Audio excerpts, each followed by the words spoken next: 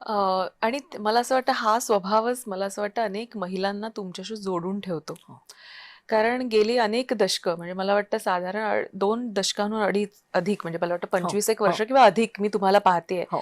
आणि या काळामध्ये सतत महिला ह्या तुमच्याशी जोडल्या गेल्या होत्या आणि कुठलीही अपेक्षा न ठेवता जोडल्या गेल्या होत्या हो. हे मला या निमित्तानं अधोरेखित करावंसं वाटतं. कारण राजकारणामध्ये प्रत्येकाला अभिलाषा असते, की आपल्याला हे हवंय, ते हवंय.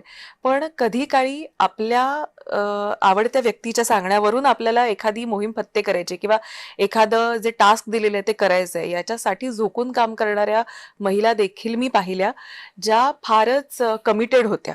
हो. तर अशा महिलांचा संच हा सांभाळताना अ, कसरत व्हायची किंवा काय असावं तो कसा अनुभव होता? नाही, खूपच इंटरेस्टिंग होता अर्थातच. कारण एक मला नेहमी असं वाटतं, की इतर क्षेत्रांमध्ये तर कसं आहे, की तुम्हाला एक वेळेचं बंधन असतं किंवा तुमची एक कार्यकक्षा ठरलेली असते. तसं हे क्षेत्र असं आहे ना, की ह्याच्यामध्ये म्हणजे राजकारण हा जरी मार्ग असला, तरी शेवटी करतो आम्ही समाजकारणच. त्याच्यामुळे त्याला वेळेचं काही तसं बंधन नसतं. आणि या क्षेत्रामध्ये काम करणारी जी कोणी माझी भगिनी, माझी सहकारी असते ना, ती तिच्या वैयक्तिक वेळातला वेळ काढून ती या क्षेत्रामध्ये काम करत असते.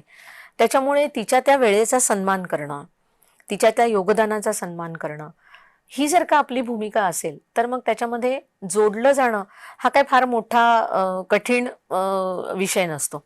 मी हे करण्याचा प्रयत्न केला, की तिच्या समस्येमध्ये तिची काही अडचण असेल, तर त्याच्यामध्ये तिला सोबत ठेवण्याचा प्रयत्न केला.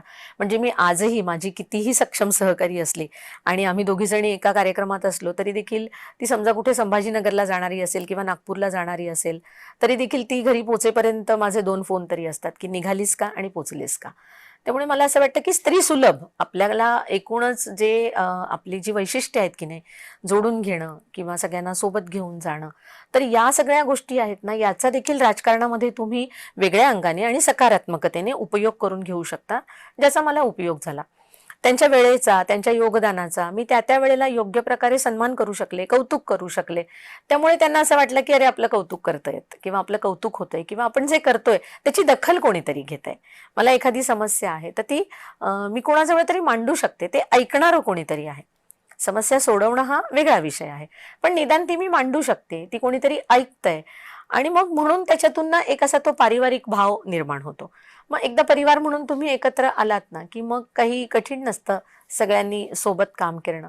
मला असं वाटतं, की राजकीय क्षेत्रामध्ये देखील आपली ही स्वभाव वैशिष्ट्य किंवा स्त्रीसुलभ आपली जी वैशिष्ट्ये आहेत, अ, ती थोडीशी जर का आपण एन्कॅश करण्याचा प्रयत्न केला, तर असं एखादं नेतृत्व उभं राहणं ही काही मोठी कठीण गोष्ट नाहीये आणि ते फार चॅलेंजिंग पण नाहीये. म्हणजे जसं तू आता म्हणालीस, की तुम्ही कसं हे सगळं मॅनेज केलत किंवा कसं हे सगळं होऊ शकलं? कठीण होतं का?